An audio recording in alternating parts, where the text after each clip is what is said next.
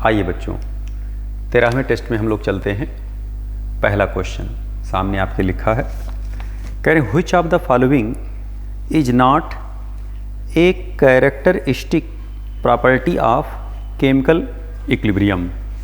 कह रहे हैं इन चारों में से देख करके आप बताइए कि कौन केमिकल इक्विलिब्रियम का कैरेक्टरिस्टिक नहीं है, कौन उसके कैरेक्टर नहीं है, कौन उसकी प्रॉपर्टी केमिकल इक्विलिब्रियम की नहीं है।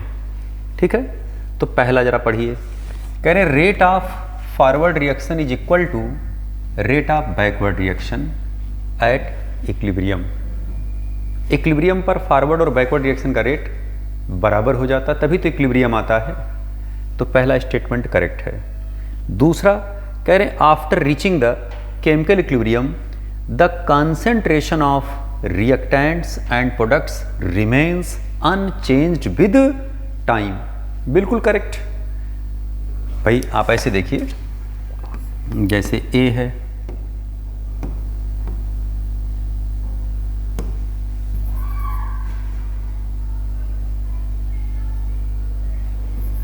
जैसे ए है, ये बी है, सी और डी। हम इनके 10-10 मोल लेकर के चले, तब ये बने नहीं थे। जब इनके 1-1 मोल बने तो इनके 9-9 मोल रह गए, इनके 2-2 मोल बने, इनके 8-8 मोल रह गए, इनके 3-3 मोल बने, इनके 7-7 मोल रह गए, इनके 4-4 मोल बने, इनके 6-6 मोल रह गए। अब देखिए टाइम, ये T1 है, ये T2 है, ये T3 है, ये T4 है, ये T5 है। टाइम तो बढ़ता जा रहा है। अब आगे फिर बढ़ने के साथ साथ अब देखना क्या प्रोडक्ट और रिएक्टेंट का कंसंट्रेशन चेंज हो रहा है?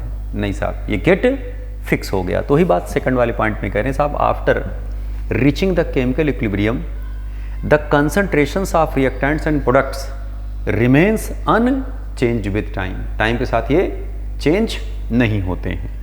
क्लियर। तीसरे में कह रहे हैं साहब फॉर ए बी में जा रहा है, केसीज का दे दिया 10⁻²। कह रहे if this reaction is carried out in the presence of catalyst the value of KC decreases.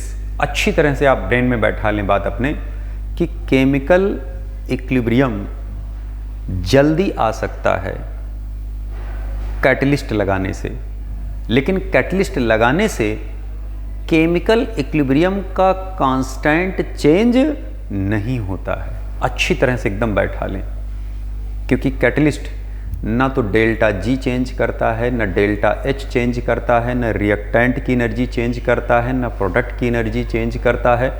ये सिर्फ और सिर्फ रिएक्शन की स्पीड को बदलता है, बढ़ाता नहीं। स्पीड बढ़ा देता है टाइम कम करके।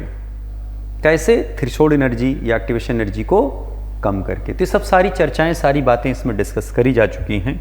चौथे में करें after reaching the equilibrium both forward and backward reactions continue to take place. नहीं साहब, हाँ नहीं साहब नहीं, बल्कि हाँ साहब। जब इक्विलिब्रियम स्टेब्लिश होता है तो फॉरवर्ड रिएक्शन और बैकवर्ड रिएक्शन दोनों का रेट बराबर होता है, लेकिन दोनों कंटिन्यूएशन में होते हैं। ऐसा नहीं कि इक्विलिब्रियम आने के बाद रिएक्शन सीज कर जाता हो।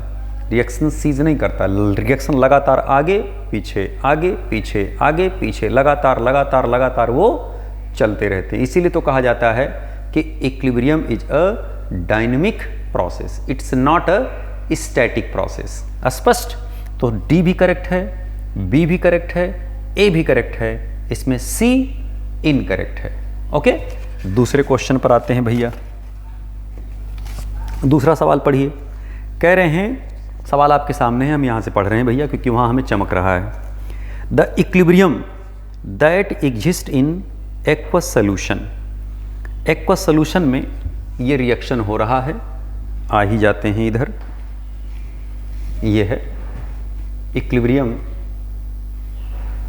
में ये रिएक्शन है भैया, जो कि एक्वस मीडियम में कराया जा रहा है। आगे इसमें क्या करें? करें if dilute HCl is added. अगर आप इसमें HCl ऐड करोगे तो H आयन का कंसंट्रेशन बढ़ जाएगा, इक्विलिब्रियम किधर शिफ्ट कर जाएगा? बैकवर्ड डायरेक्शन में। अगर इक्विलिब्रियम बैकवर्ड डायरेक्शन में शिफ्ट कर रहा है तो जाहिर सी बात है कि एसीटेट आयन का कंसंट्रेशन क्या हो जाएगा भैया, घट जाएगा, और एसिटिक एसिड का कंसंट्रेशन इंक्रीज कर सकता है। कह रहे साहब if dilute HCl added at constant temperature then, अब जरा पढ़िए, the equilibrium constant will increase. तो खोपड़ी में बैठा लें कि इक्विलिब्रियम कांस्टेंट चेंज नहीं करता है कंसंट्रेशन बदलने से, प्रेशर बदलने से, वॉल्यूम बदलने से, डिग्री ऑफ डिसोसिएशन चेंज करने से इक्विलिब्रियम कांस्टेंट चेंज नहीं होता। इक्विलिब्रियम कांस्टेंट सिर्फ और सिर्फ अगर चेंज होगा तो या तो टेम्परेचर बदलने से, या मोड ऑफ रिप्रेजेंटेशन बदलने से, या यूनिट चेंज कर देने से, या स्टोकियोमेट्री बदलने से, स्टोकियोमेट्रिक कोएफिशिएंट चेंज करने से। तो पहला गलत, दूसरा गलत, तीसरा देखिए, concentration of acetate ion will decreases, it means कि सी ऑप्शन इसमें क्या हो जाएगा, correct. Concentration of acetate ion will increase, नहीं साहब, कंसंट्रेशन एसीटेट आयन का इंक्रीज नहीं करना, क्योंकि इक्विलिब्रियम की तरफ शिफ्ट कर रहा है बैकवर्ड डायरेक्शन में। ओके, तो इसमें क्या होगा, एसीटेट आयन का कंसंट्रेशन घट जाएगा। क्लियर। तीसरे सवाल पे आ जाए भैया। When iodine dissociates to its atomic form, the following reaction occur. निम्नलिखित रिएक्शंस हो रहे हैं। ये रिएक्शन आपके सामने है भाई, ये रिएक्शन है, आयोडीन एटॉमिक फॉर्म में कन्वर्ट हो रहा है, और इस रिएक्शन का जो हीट है वो पॉजिटिव है बेटा। इट मीन्स कि प्रोसेस कैसा है, एंडोथर्मिक। एंडोथर्मिक जो रिएक्शंस होते हैं उनका टेम्परेचर बढ़ाने पर रिएक्शन कहाँ भागता है, फॉरवर्ड डायरेक्शन में। कह रहे साहब reaction is favoured at, reaction होगा कब फेवरेबल होगा, कह रहे साहब लो टेम्परेचर पर। नहीं साहब, टेम्परेचर अगर घटाएंगे तो रिएक्शन कहाँ भागेगा, बैकवर्ड, और बढ़ाएंगे तो कहाँ भागेगा, फॉरवर्ड। क्यों, क्योंकि इस रिएक्शन का जो इक्विलिब्रियम कांस्टेंट होता है वो टेम्परेचर के डायरेक्टली प्रोपोर्शनल होता है। किस रिएक्शन के लिए, एंडोथर्मिक के लिए, और यही इक्विलिब्रियम कांस्टेंट के इनवर्सली प्रोपोर्शनल होता है टेम्परेचर के किस रिएक्शन के लिए, ये एक्सोथर्मिक रिएक्शन के लिए। चीज़ें स्पष्ट हुई, दिमाग में बैठा लें बात। High temperature is the favourable condition for this reaction goes to forward direction, तो इसमें बी करेक्ट हो जाएगा। तीसरे में कह रहे नो चेंज विथ टेम्परेचर, नहीं साहब, अगर रिएक्शन एंडोथर्मिक है तो टेम्परेचर चेंज करने पर रिएक्शन की स्पीड चेंज होनी ही तय है। कह रहे साहब हाई प्रेशर पर, हाई प्रेशर अगर आप देते हैं तो अगर आप प्रेशर बढ़ाओगे तो इक्विलिब्रियम उधर शिफ्ट करेगा जिस तरफ number of moles gaseous species के कम होंगे। इधर 1 मोल आयोडीन, इधर 2 मोल आयोडीन है, तो अगर आप प्रेशर बढ़ाओगे तो इक्विलिब्रियम कहाँ से शिफ्ट कर जाएगा, बैकवर्ड, और हमें किधर शिफ्ट कराना है, फॉरवर्ड, तभी तो रिएक्शन फेवरेबल होगा, आगे की तरफ जाएगा। तो आगे की तरफ जाने के लिए कंडीशन सिर्फ और सिर्फ कौन सी है, हाई टेम्परेचर। क्लियर। आइए जरा भैया चौथे सवाल पर। कह रहे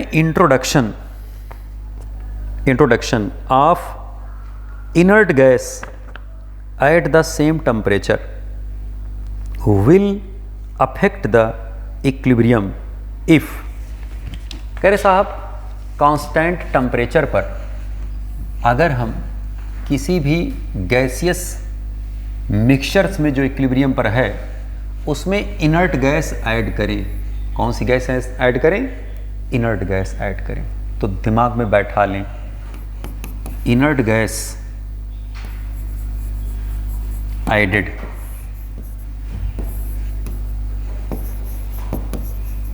एट कांस्टेंट वॉल्यूम, या inert gas added at constant pressure. अगर आप कांस्टेंट वॉल्यूम पर इनर्ट गैस को ऐड कर रहे हैं तो कोई इफेक्ट नहीं पड़ेगा, और अगर कांस्टेंट प्रेशर पर ऐड कर रहे हैं तो equilibrium shift towards greater number of moles. सवाल उठता भी ऐसा क्यों, एक्चुअल में जब हम इनर्ट गैस ऐड करते हैं बेटा तो इनर्ट गैस किसी से रिएक्शन तो करता नहीं, किसी स्पीसीज से, वो अंदर जाकर के सिर्फ और सिर्फ क्या करता है, वॉल्यूम बढ़ाता है। तो अगर आप वॉल्यूम कांस्टेंट रखेंगे तो कोई प्रभाव नहीं पड़ेगा। और अगर वॉल्यूम बढ़ता है, मीन्स कि अगर प्रेशर कांस्टेंट है तो वॉल्यूम जाहिर सी बात इंक्रीज करेगा। तो इंक्रीज करेगा अगर वॉल्यूम, तो इक्विलिब्रियम उस तरफ जाएगा जिस तरफ जाने पर, भाई वॉल्यूम अगर बढ़ा तो कंसंट्रेशन घट गया ना, तो उस तरफ जाएगी जिस तरफ नंबर ऑफ मोल्स ज़्यादा होंगे। क्योंकि अगर आप प्रेशर बढ़ाते हो तो इक्विलिब्रियम उधर जाता है जिस तरफ नंबर ऑफ मोल्स कम, और वॉल्यूम बढ़ाओगे तो इक्विलिब्रियम उधर शिफ्ट करेगा जिस तरफ नंबर ऑफ मोल्स ज़्यादा होंगे। इट मीन्स कि इनर्ट गैस जब हम कांस्टेंट प्रेशर पर ऐड करेंगे तो हमें सिर्फ और सिर्फ इफेक्ट ऑफ वॉल्यूम देखना है और कुछ नहीं देखना है। स्पष्ट हुई बातें? तो भैया यहाँ पर क्या बात हो करें साहब, इंट्रोडक्ट, अब इसमें क्या करें साहब, volume is constant and delta N is not constant. तो यहाँ तो कोई प्रभाव ही नहीं पड़ेगा क्योंकि वॉल्यूम हमने कांस्टेंट कर दिया है। दूसरे में साहब प्रेशर इज कांस्टेंट और delta N is not constant, तो ये करेक्ट हो सकता है। वॉल्यूम इज कांस्टेंट और डेल्टा एन इज 0, यहाँ भी कोई प्रभाव नहीं पड़ेगा।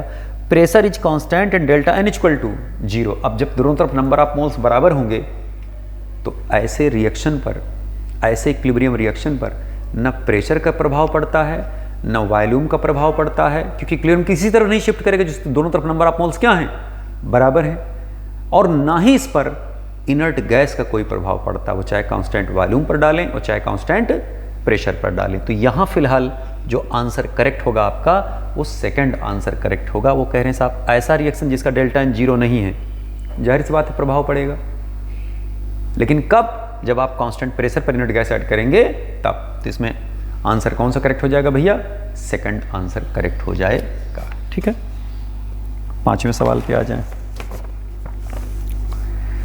Ka1, Ka2 and K3 are the respective ionization constant, ठीक है, for the following reactions। जो रिएक्शंस यहाँ पर दिए गए हैं, तो हम इन रिएक्शंस को जरा यहाँ पर फिर से एक बार लिख लेते हैं। ये H2S है, H आयन में जा रहा है, HS माइनस में इसका K1 है, दूसरा HS माइनस टूट रहा है H प्लस में, इसका K2 है। ठीक है, और कह रहे साहब इस रिएक्शन का ज़रा बताइए। तो इसमें कोई विशेष विज्ञान तो लगेगा नहीं बेटा। ये देखना HS माइनस कैंसिल हो गए। इसका जब आप इक्विलिब्रियम कांस्टेंट निकालोगे तो K1 इंटू K2 फ्री के नंबर थे इस सवाल में, कोई दिमाग न लगाना। इसमें आंसर कौन सा करेक्ट हो जाएगा? फर्स्ट ऑप्शन करेक्ट हो जाएगा, K3 equal to K1 into K2। 6वें सवाल पे आ जाएं भाई। 6वें सवाल पर कह रहे for the reaction sulphur dioxide plus half O2 SO3 बन रहे हैं। कह रहे साहब if Kp equal to Kc RT का पावर डेल्टा X, ज़रा बताइए। यही तो है ना, इसका डेल्टा N ज़रा निकालिए। ये हो जाएगा 1 माइनस 1 प्लस हाफ, ठीक है, यानी 3/2। तो 3/2 में से 1 घटाएंगे तो 1.5 में से अगर 1 आप घटाएंगे तो आधा ही तो बचेगा ना बेटा। वो भी साइन कौन सा लगेगा? माइनस। और सबको ये बात पता है कि Kp equal to Kc RT का पावर डेल्टा N। यहाँ पर इस RT को डेल्टा N ना कह करके वो क्या कह रहे हैं? X। चूंकि डेल्टा N जो निकल करके आया है वो है माइनस हाफ, इसलिए Kc RT का पावर क्या हो जाएगा? Minus half. हमसे x पूछा जा रहा है, शांतिपूर्वक x को माइनस हाफ आप लिख दीजिए। इसमें पहला आंसर क्या हो जाएगा? करेक्ट हो जाएगा। कोई दिक्कत? कोई दिक्कत नहीं। छोटे छोटे सवाल हैं। 7वें सवाल में आ जाएं भैया। कह रहे phosphorus pentachloride dissociates as follows in closed vessel, ठीक है, PCl5 PCl3 Cl2। कह रहे if total pressure at equilibrium of reaction mixture is capital P and degree of dissociation of PCl5 is x the partial pressure of PCl3 will be, ये PCl5 है, टूटा, PCl3 में टूटे और Cl2 में टूटे। यहाँ पर इसको x मान ले रहे हैं, x मान ले, ये कितना बचा 1 माइनस एक्स। ठीक है, हम जब पार्शियल प्रेशर ज्ञात करते हैं तो पार्शियल प्रेशर क्या होता है, mole fraction into total pressure. ठीक है, और मोल फ्रैक्शन क्या होता है, मोल्स अपान टोटल मोल्स। तो इक्विलिब्रियम पर अगर हम टोटल मोल्स निकालें, जिसे हम मोल्स एट इक्विलिब्रियम कहते हैं, तो 1 minus x plus x plus x, x x cancel हो गया, तो total moles at equilibrium 1 plus क्या हो जाएगा, एक्स। ठीक है, तो जरा आप यहाँ देखें, 1 माइनस एक्स अपान टोटल एक्स, एक्स अपान टोटल एक्स, एक्स अपान टोटल एक्स। ठीक है, इसी में हम क्या करेंगे, टोटल प्रेशर से मल्टीप्लाई कर देंगे, इसमें भी टोटल प्रेशर से मल्टीप्लाई कर देंगे। ये अंदर इसको कर ले रहे हैं, इसको भी अंदर कर ले रहे हैं, और यहाँ पर भी टोटल प्रेशर से मल्टीप्लाई होगा। यही हमारा क्या निकल कर के आ रहा है,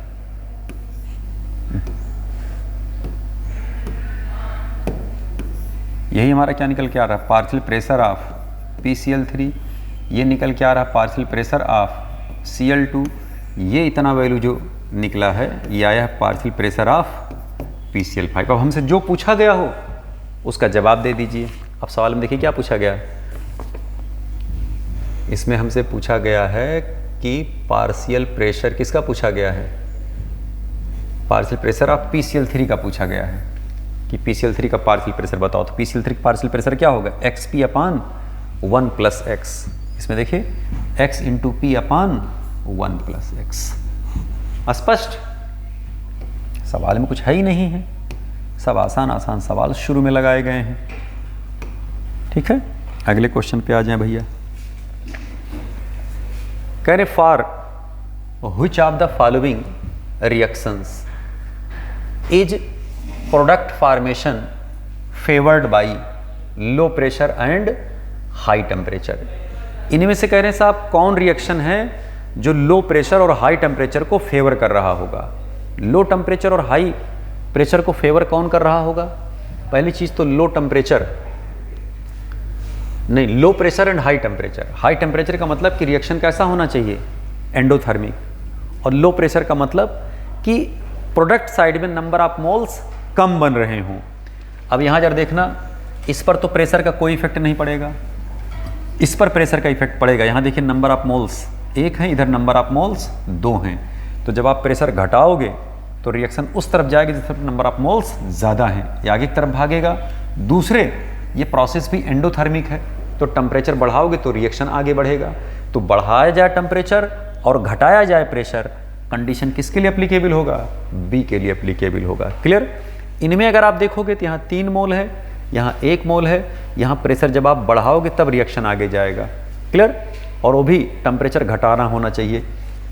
तो इसके लिए जो सिचुएशन होगा लो प्रेशर हाई टेम्परेचर, इसके लिए जो सिचुएशन होगा high pressure and low temperature. नीचे वाले की जो कंडीशन जो होगा भैया 3O 2 मोल ऑफ, यहाँ O2 होना चाहिए, 3O2 2 मोल ऑफ ओजोन। अब यहाँ देखिए इसके लिए 3 O है और 2 मोल ओजोन है।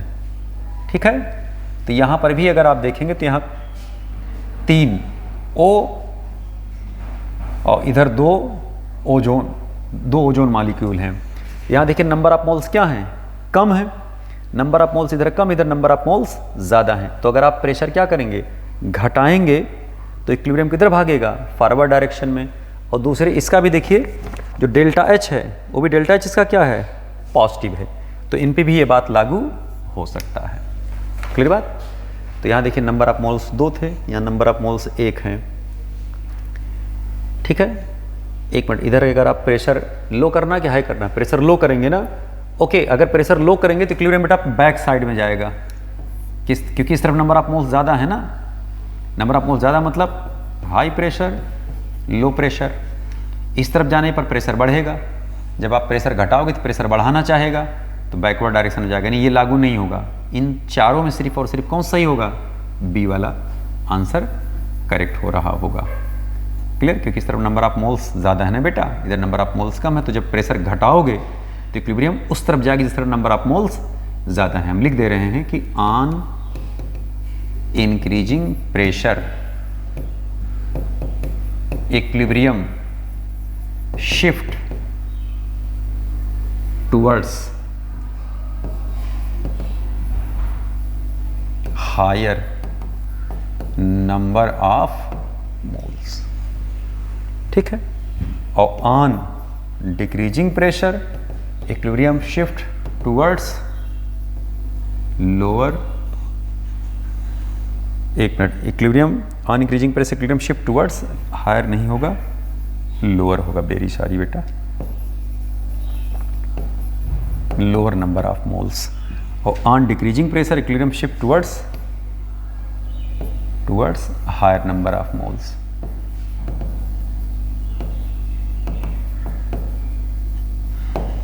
Higher number of moles.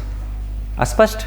इसमें कोई दिक्कत नहीं है, कभी कभी कंफ्यूजन होता है लोगों को। आइए 9वें सवाल पर।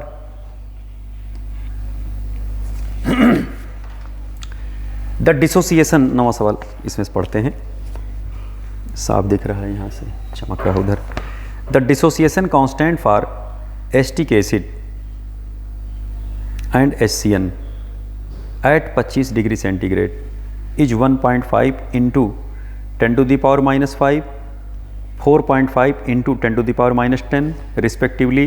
The equilibrium constant for the equilibrium will be। तो जरा इधर देखना,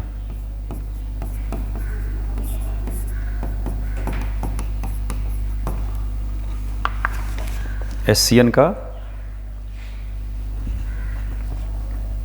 टूट रहा है, कितना दे रहे हैं इसका HCN का भैया? इसका दे रहे हैं K1 1.5 इंटू 10 की पावर 1.5 को माइनस 5। ठीक है? और एसिटिक एसिड का कितना दे रहे हैं? ये 4.5 होगा इंटू 10 की पावर माइनस 10 है। और एसिटिक एसिड का दे रहे हैं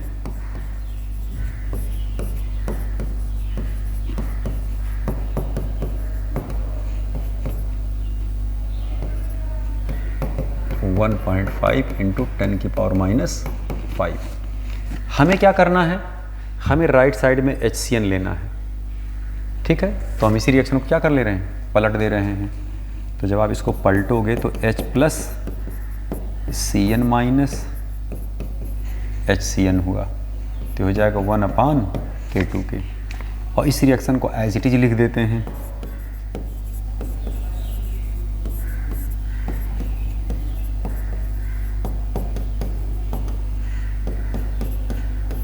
दोनों को जोड़ देते हैं। जब आप दोनों को जोड़ोगे H और H क्या हो जाएगा? कैंसिल। ये आएगा CN माइनस एसिटिक एसिड, ये आएगा HCN प्लस एसीटेट आयन। इसका जो इक्विलिब्रियम कांस्टेंट आएगा ये होगा K1/K2K। K1 कितना दिया गया है? 1.5 इंटू 10 की पावर माइनस 5।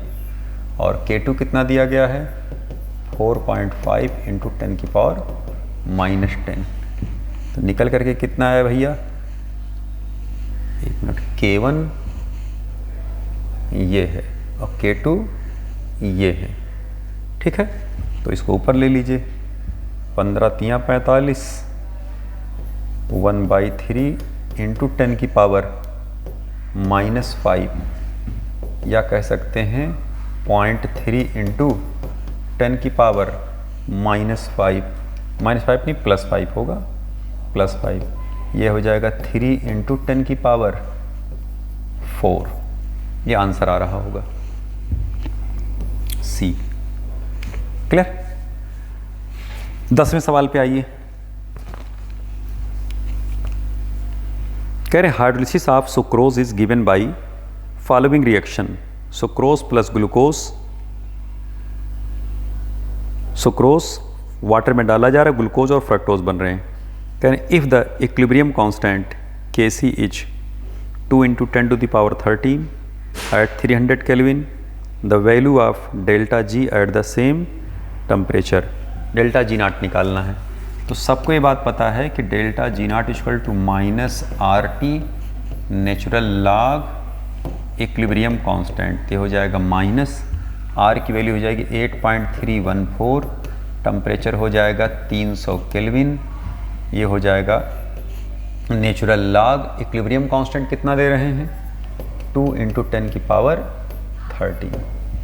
इसमें मैच करा लीजिए आंसर कौन सा मैच कर रहा है बेटा, तो आंसर मैच कर रहा है सेकंड। ठीक है, अगला क्वेश्चन देखें, 11 नंबर सवाल, 11 नंबर क्वेश्चन कह रहे हैं what is the equilibrium expression for the reaction. इस रिएक्शन का इक्विलिब्रियम एक्सप्रेशन क्या होगा। तो पहले तो आप ये जान लें ये सॉलिड है, ये सॉलिड है और सिर्फ यही गैस है। तो इसका जब आप Kc निकालोगे तो ये हो जाएगा P4O10 का कंसंट्रेशन अपान P4 का कंसंट्रेशन डॉट O2 के कंसंट्रेशन का पावर 5। चूँकि ये सॉलिड है 1 ले लेंगे एक्टिव मास, ये भी सॉलिड है 1 ले लेंगे एक्टिव मास, तो इसका जो Kc निकल करके आएगा 1/O2 के कंसंट्रेशन का पावर 5। यही आंसर इसमें आ रहा होगा। इसमें चेक करके देख लीजिए कोई आंसर मैच कर रहा है। यस, सेकंड ऑप्शन मैच कर रहा है। 12 नंबर सवाल देखें, in which of the following equilibria Kp and Kc are not equal. किसमें Kp और Kc इक्वल नहीं होगा। यहां देखना दोनों तरफ नंबर ऑफ मोल्स बराबर हैं, देखिए इधर भी और इधर भी, तो इसका डेल्टा एन क्या हो गया 0। ठीक है, इसका Kp Kc बराबर होंगे। इनका देखिए दोनों तरफ नंबर ऑफ मोल्स बराबर हैं, डेल्टा एन इसका क्या हो गया 0। सब गैसेस स्पीसीज देखना बेटा, यहाँ पर भी देखिए नंबर ऑफ मोल्स दोनों तरफ बराबर हैं, डेल्टा एन इसका क्या हो गया 0। तो इन तीनों ही रिएक्शन में Kp equal to Kc, Kp equal to Kc, Kp equal to Kc। खाली ऊपर वाले रिएक्शन में देखिए डेल्टा एन इसका 0 नहीं है, इसलिए Kp is not equal to Kc। तो आंसर कौन सा करेक्ट हो जाएगा भैया, फर्स्ट। क्लियर। 13 नंबर सवाल देखें, करे reaction twice of Ba2 solid है। ठीक है, ये सॉलिड है और ये गैस, ये रिएक्शन आपको दिया गया है। इसमें कह क्या रहे हैं, कह रहे हैं at equilibrium condition pressure of O2 depends on, किस पर डिपेंड कर रहा है भैया, वो कह रहे साहब ये पहले तो आप जान लीजिए एंडोथर्मिक रिएक्शन है। ठीक है, कह रहे हैं at equilibrium condition pressure of O2 depends on. अब प्रेशर ऑफ O2 का मतलब कि O2 का प्रेशर कब बढ़ेगा। O2 का प्रेशर तभी बढ़ेगा जब रिएक्शन कहाँ भागे, फॉरवर्ड डायरेक्शन में। और फॉरवर्ड डायरेक्शन में जाने के लिए क्या आप इसका अमाउंट बढ़ाएंगे घटाएंगे, नहीं साहब, इसका एक्टिव मास तो हम नेग्लेक्ट करके चलते हैं, यूनिट ले लेते हैं। ठोस के एक्टिव मास पर इक्विलिब्रियम डिपेंड नहीं करता, इसके अमाउंट घटाने बढ़ाने से भी इक्विलिब्रियम पर कोई प्रभाव नहीं पड़ेगा। ठीक है, तो कंसंट्रेशन का यूनिट तो गया। ओके, अब इसमें देखिए कह रहे साहब increase the mass of BaO2, गलत। Increase the mass of BaO, गलत। नीचे वाले में कह रहे साहब increase the mass of BaO2 and BaO both, गलत। कह रहे साहब increase the temperature at equilibrium. जब हम टेम्परेचर बढ़ाएंगे, चूंकि रिएक्शन क्या है एंडोथर्मिक है, और टूटेगा, रिएक्शन कहाँ भागेगा, फॉरवर्ड डायरेक्शन में। इसका मतलब जितने आगे जाएगा प्रेशर O2 का बढ़ता जाएगा। तो इसमें ऑप्शन कौन सा करेक्ट हो जाएगा, सी ऑप्शन करेक्ट हो जाएगा बेटा। क्लियर। 14 नंबर सवाल देखें, करे percentage yield of following reactions is plotted against pressure. ठीक है, against pressure at definite temperature twice of SO2, O2SO3 delta H इसका कैसा है +50। डेल्टा H +50 का मतलब क्या हुआ कि यह प्रोसेस कैसा है, एक्जोथर्मिक रिएक्शन। मीन्स कि टेम्परेचर अगर घटाया जाएगा तो यील्ड क्या होगा, इंक्रीज करेगा, और टेम्परेचर अगर बढ़ाया जाएगा तो यील्ड क्या होगा, डिक्रीज करेगा। Means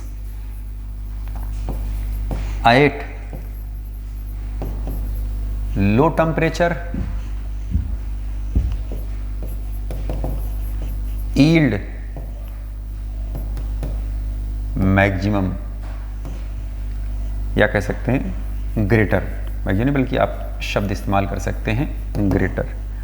means at high temperature yield is lower. अब जरा ध्यान दीजिएगा, T1 पर देखिए यील्ड ए आ रहा है, T2 पर यील्ड ए आ रहा दिख रहा है, और T3 पर यील्ड ए आ रहा है। अगर न दिख रहा हो तो इसको थोड़ा कलर बदल लें भैया यहाँ से।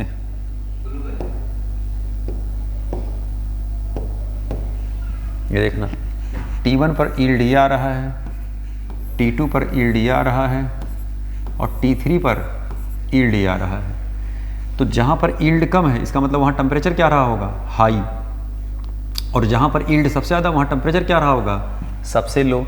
इसका मतलब क्या हुआ भैया, इसका तात्पर्य ये हुआ कि T1 सबसे ज़्यादा है क्योंकि उस पर यील्ड सबसे कम है, T2 उससे कम, T3 सबसे कम। तो इसमें आंसर कौन सा करेक्ट हो जाएगा, फर्स्ट आंसर करेक्ट हो जाएगा। प्यारा सवाल था, आसान सवाल था।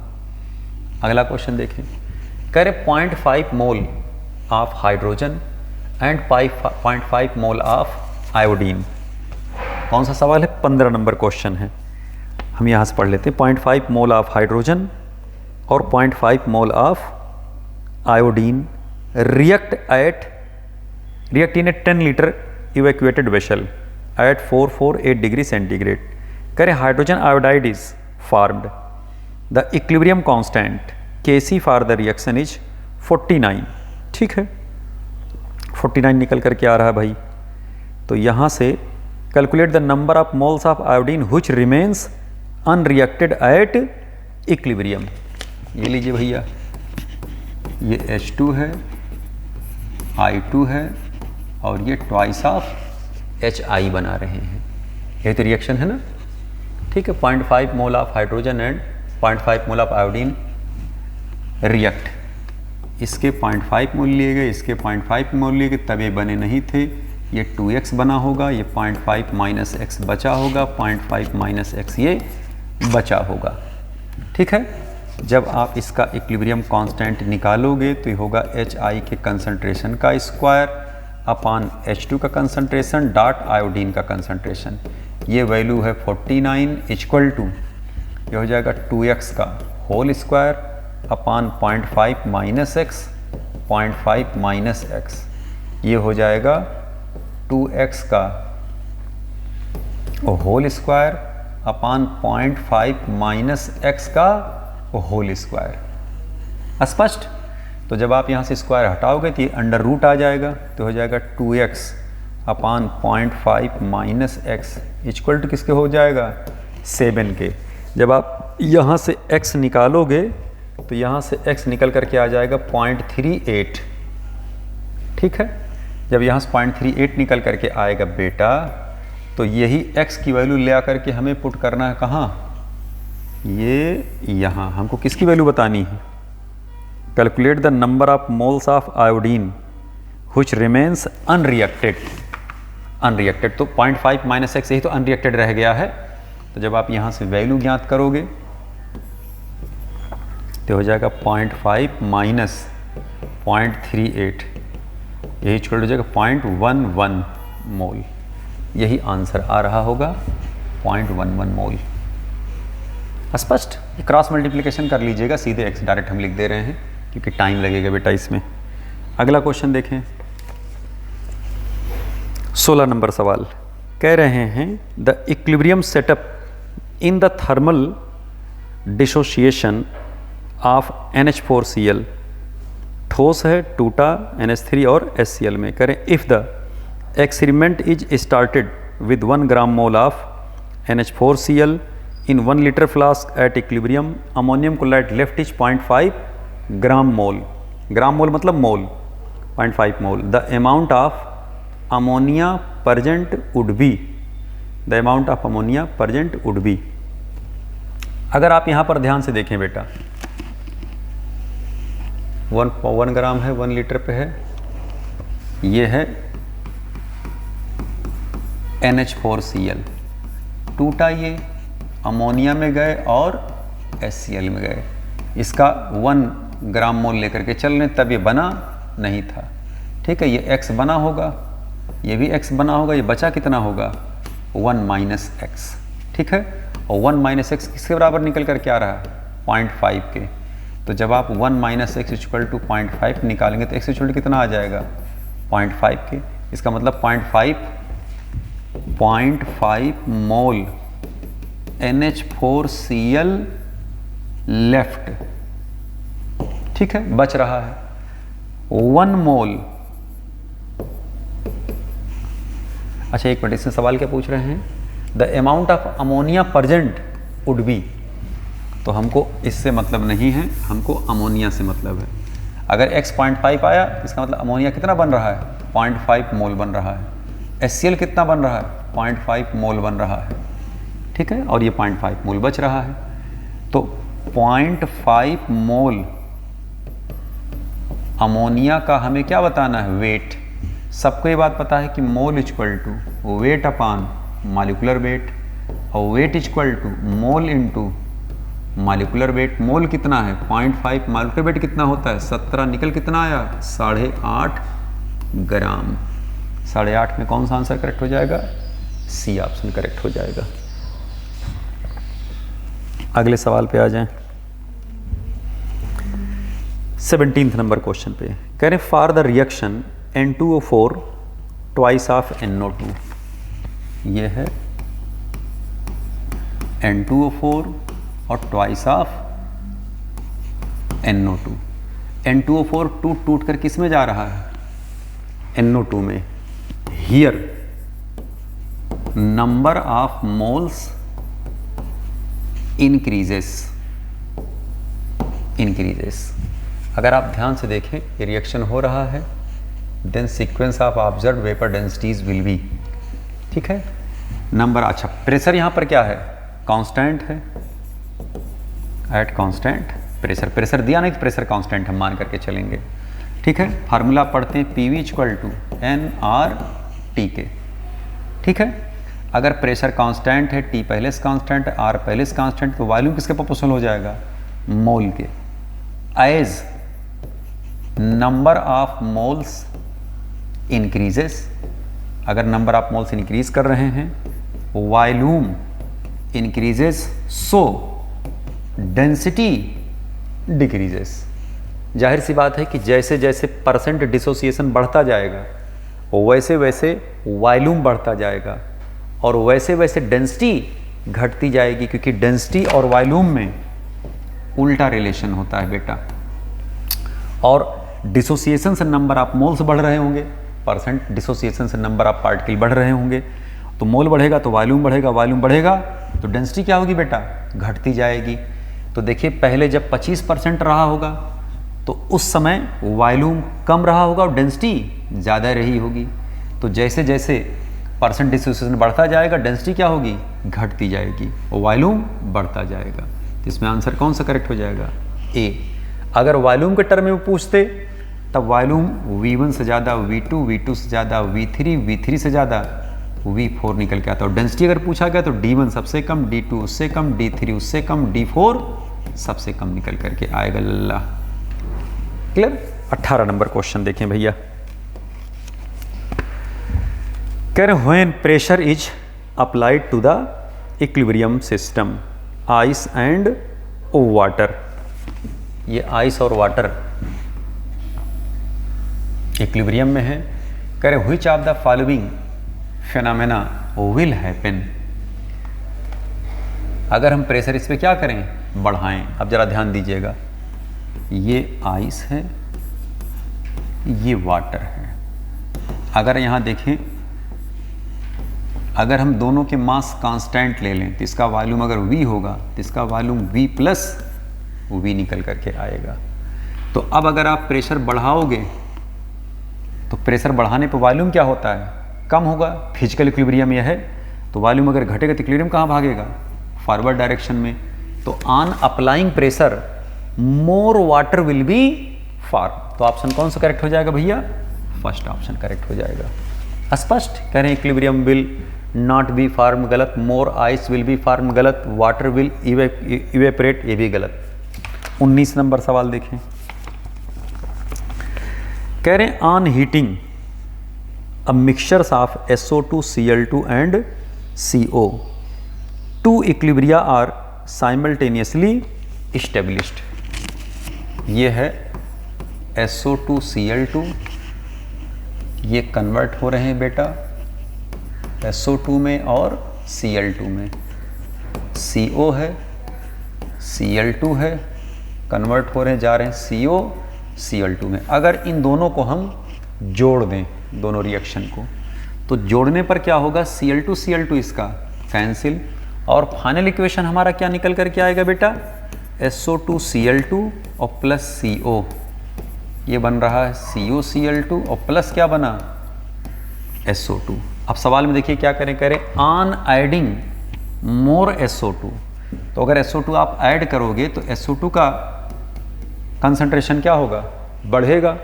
जाहिर सी बात है, अगर प्रोडक्ट का कंसंट्रेशन बढ़ाओगे तो इक्विलिब्रियम किधर शिफ्ट करेगा भैया, इक्विलिब्रियम शिफ्ट करेगा बैकवर्ड डायरेक्शन में, इधर भागना शुरू कर देगा।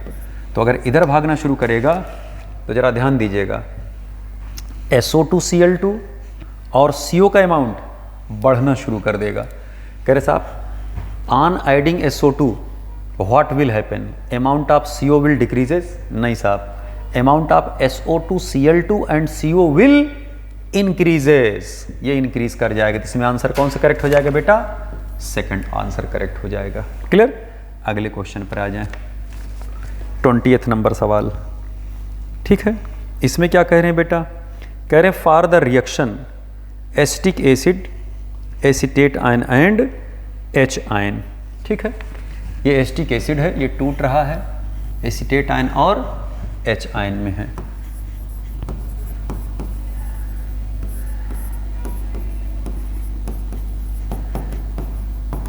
ओके, पहली चीज़ तो आप ये जान लें, ये अल्फा, ये 1 माइनस अल्फा, कंसंट्रेशन C लग गया, C लग गया, C लग गया, Ka इक्वल टू हो जाएगा C alpha dot C alpha अपान C into 1 minus alpha, C cancel हो गया, अल्फा 1 से बहुत कम होता है, अतः ये हो जाएगा C alpha square, K equal to हो जाएगा C अल्फा स्क्वायर के alpha equal to under root K upon किसके हो जाएगा, C के, या कह सकते हैं यही अल्फा इक्वल टू हो जाएगा under root K into V के। ये जो अल्फा है ये डाइल्यूशन पर, और ये जो अल्फा यहाँ कंसंट्रेशन पर। तो अगर आप ऐसे देखें तो alpha 1 upon alpha 2 equal to C1 upon C2, एक रेशियो ये बना। दूसरा alpha 1 upon alpha 2 equal to, एक मिनट, ये हो जाएगा C2 अपान C1 के, ये हो जाएगा V1 अपान V2 के। हमसे क्या पूछा जा रहा है, हमसे कह रहे हैं कि अगर हम वॉल्यूम 16 गुना बढ़ा दें, वॉल्यूम कितना गुना बढ़ा दें, 16 गुना अगर हम वॉल्यूम बढ़ा दें इनिशियल वॉल्यूम का, तो बताइए डिग्री ऑफ डिसोसिएशन क्या होगा। तो हो जाएगा alpha 2 upon alpha 1 equal to, अच्छा यहाँ पे साथ में अंडर रूट रहेगा भैया सब में, यहाँ देखिए अंडर रूट लगाए नहीं है, ठीक है। तो हो जाएगा अंडर रूट V2 अपान V1, ये होगा 16 अपान 1 का अंडर रूट निकल कितना आ जाएगा 4, क्लियर बात। तो ये हो जाएगा alpha 2 upon alpha 1 equal to 4 upon 1, ये आंसर निकल करके आएगा। इसमें आंसर कौन सा करेक्ट हो जाएगा, C। अगर वो कंसंट्रेशन चेंज करते तो कंसंट्रेशन और अल्फा में उल्टा रिलेशन होता बेटा, क्लियर। 21 नंबर सवाल देखें, कह रहे हैं for an ideal gas reaction, ideal gas reactions हैं A2AB C+D।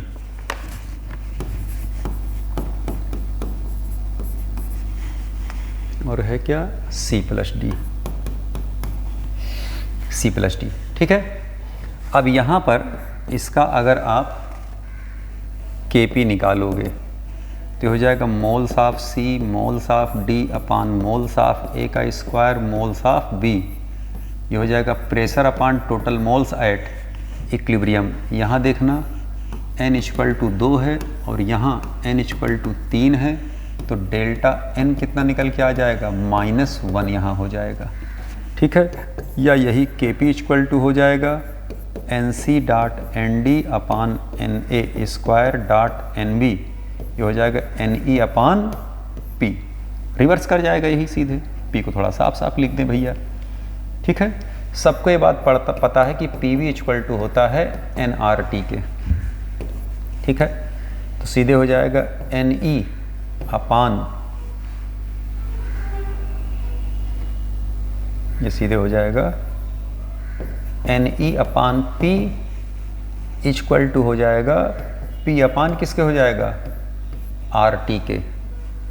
P/RT के, P/RT के कहें, जब P हम इधर ले लिए हैं NP/P तो हो जाएगा V/RT के, V/RT के।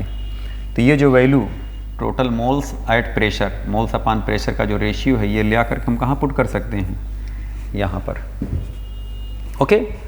तो हमारा जो इक्वेशन बन करके आएगा हो जाएगा Kp = NC.ND अपान NA² NB। ये हो जाएगा V अपान किसके हो जाएगा, RT के। इसमें चेक करिए, अगर कोई डेटा मैच कर रहा है तो उस पर टिक लगा लेते हैं। इसमें कौन सा मैच कर रहा है भैया, यस, सेकंड ऑप्शन मैच कर रहा है, चेक कर लीजिएगा। सवाल नंबर 22, सवाल नंबर 22 पे हम पीछे आ जाते हैं भैया। कह रहे हैं for the equilibrium SO2Cl2 SO2Cl2। ठीक है। सल्फ्यूरिल क्लोराइड है, यही देख लीजिए, ज़्यादा दूर जाने की ज़रूरत नहीं है। ये रिएक्शन है। ठीक है। इसका डेल्टा N 2 - 1 = 1 निकल करके आ जाएगा। यहीं पर अगर आप निकालेंगे Kp = Kc, RT का पावर हो जाएगा 1। और हमें क्या ज्ञात करना है, Kc/Kp। तो Kc/Kp जब होगा तो 1 क्या हो जाएगा, RT के। और 1/RT का मतलब आंसर कौन सा करेक्ट हो जाएगा, सेकंड। 23 नंबर सवाल पे आ जाएं भैया। 23 नंबर सवाल क्या कह रहे हैं, कह रहे हैं the equilibrium constant for a reaction is K and the reaction quotient is Q for a particular reaction mixture the ratio is. कह रहे साहब K का और Q का जो रेशियो है 0.33 निकल करके आ रहा है। तो अगर आप इसका Q निकालोगे तो हो जाएगा K/0.33, यानी Q = हो जाएगा 100K/33। दैट इज टू से, कहने का तात्पर्य कि Q इज ग्रेटर देन क्या हो जाएगा, K के। अगर Q ग्रेटर देन K है, इट मीन्स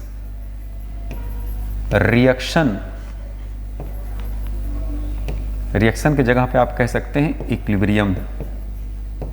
शिफ्ट किस डायरेक्शन में, बैकवर्ड डायरेक्शन।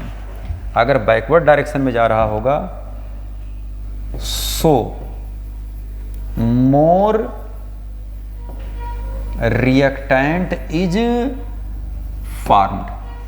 तो मोर रिएक्टेंट किसमें बन रहा है, the reaction mixture will shift equilibrate to form more reactant species. तो इसमें पहला आंसर करेक्ट हो जाएगा भैया। अगले सवाल पे जरा आ जाएं। अगला सवाल कौन सा है, 24 नंबर क्वेश्चन। 24 नंबर में क्या कह रहे हैं बेटा, अब जरा 24 नंबर में सवाल देखें। कह रहे हैं A, B और 3C। तो जब आप इसका KQ निकालोगे तो हो जाएगा C का क्यूब अपान A और डॉट हो जाएगा B इस रिएक्शन से। ठीक, C कितना दे रहे हैं भैया, 4 का क्यूब, और A कितना दे रहे हैं 1, B कितना दे रहे हैं 2, तो 4 चौक 16 चौक को 64/2 निकल कितना आ गया 32। अब अगर आप 32 देखें तो इसका KQ निकल के आया है। तो अगर Q greater then equilibrium constant इसका कितना दिए हैं 10, तो अभी भी reaction it means equilibrium shift towards किधर जा रहा होगा, बैकवर्ड डायरेक्शन जा रहा होगा। तो इसमें आंसर कौन सा करेक्ट हो जाएगा, फर्स्ट।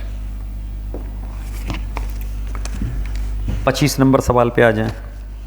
कह रहे हैं कंसीडर द रिएक्शन। इस रिएक्शन को जरा आप कंसीडर करें। कैसे कंसीडर करना है, ये दे दिए हैं NO2 हाफ N2O2 और N2O4 ट्वाइस हाफ NO2। इसका इक्विलिब्रियम कांस्टेंट दिए हैं K1, इसका दिए हैं K2। कह रहे हैं give the equilibrium constant for the formation of N2O4 from N2 and O2। तो N2 और O2 से हमें N2O4 बनाना है, ठीक है।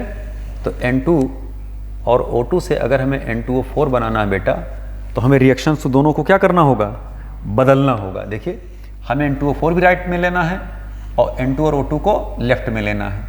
और N2 और O2 को जब आप लेफ्ट में लोगे तो आप रिएक्शन को पहले तो पलटोगे। पहले हम पलट लेते हैं रिएक्शन को, हाफ N2 ठीक है प्लस O2, ये जा रहा है NO2 में, ठीक है। इसको भी हमें पलटना है, ट्वाइस ऑफ NO2, ये जा रहा है N2O4 में। ये हो जाएगा 1/K2, ये हो जाएगा 1/K1। जरा ध्यान दीजिएगा, हमें N2 और O2 से ये चीज़ बनाना है। तो इसमें हम क्या करेंगे, अपनी तरफ से 2 से मल्टीप्लाई। तो जब आप 2 से मल्टीप्लाई करोगे तो हो जाएगा 2 से 2 कट जाएगा, यहाँ हो जाएगा 2, ठीक है। यहाँ हो जाएगा ट्वाइस और यहाँ हो जाएगा पूरे का स्क्वायर। अब इसको आप दीजिए जोड़। जब आप इसको जोड़ेंगे देखना ये और ये हो गए कैंसिल, ये बना N2 ट्वाइस ऑफ O2, ये बन रहा है N2O4। इसका जब आप इक्विलिब्रियम कांस्टेंट निकालोगे तो ये होगा 1/K1 स्क्वायर डॉट 1/K2 के। ये आंसर निकल करके आ रहा होगा। चेक करिए कोई मैच कर रहा है, ठीक पहला ही मैच कर रहा बेटा। ओके, अगले सवाल पे आ जाएं भैया। 26 नंबर सवाल। 26 नंबर में क्या कह रहे हैं, कह रहे हैं इन द फॉलोइंग इक्विलिब्रियम में जरा आ जाएं भैया।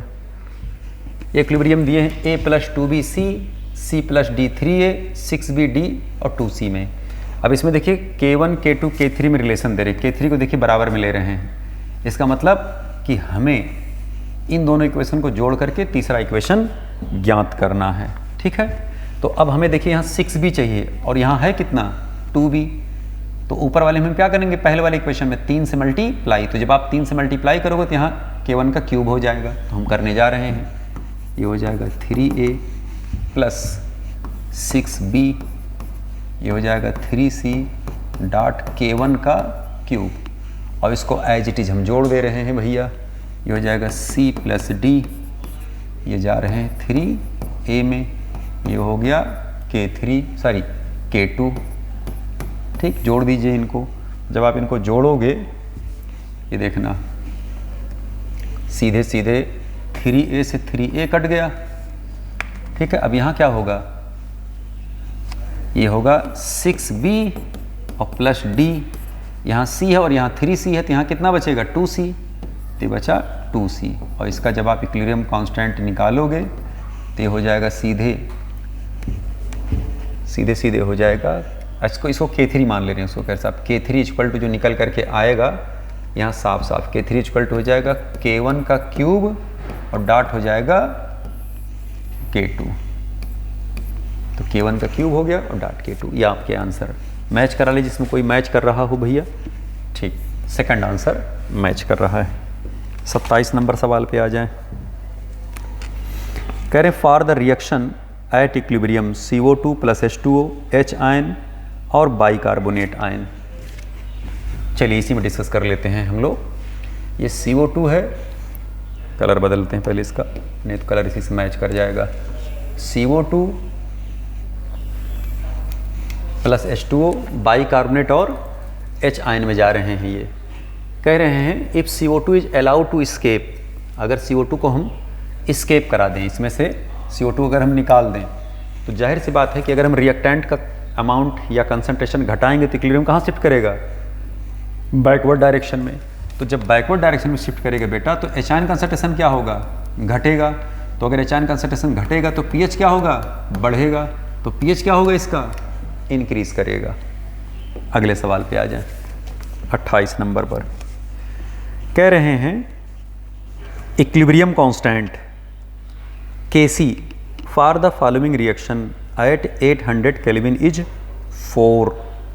ठीक है, रिएक्शन आपको दिए दे रहे हैं, वो रिएक्शन जो दिए हैं, अब इसी में किचिर पिचिर हो गया, इसको बाहर करते हैं।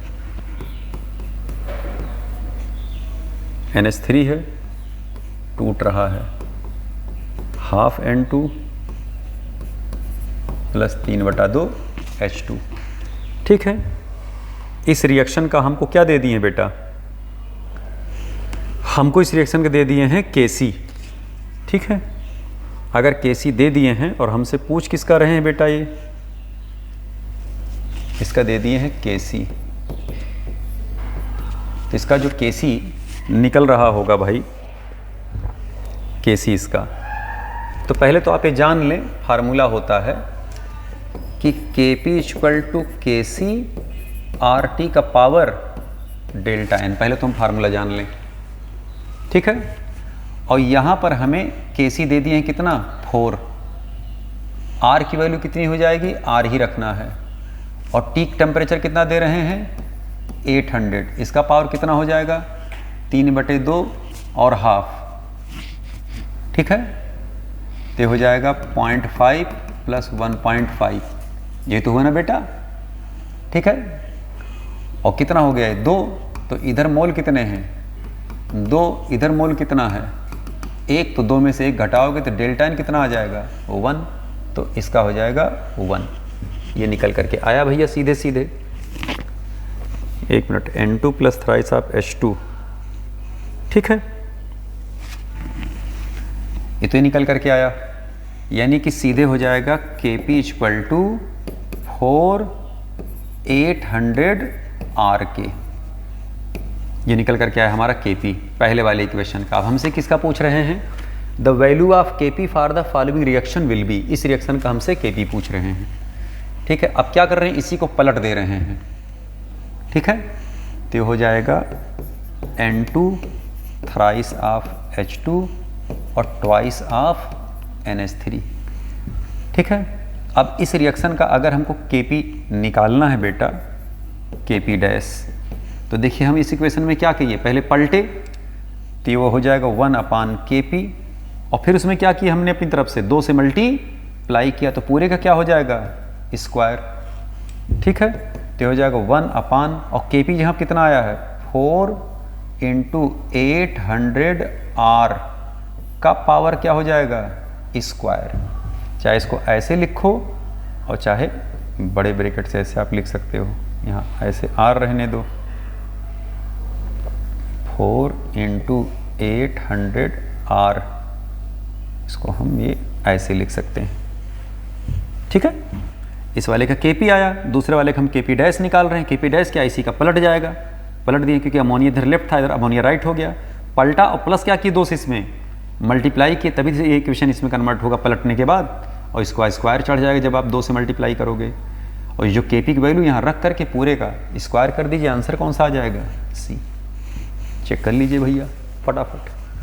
29 number question, correct consider the following reactions in which cases is the product formation favoured by decreased pressure.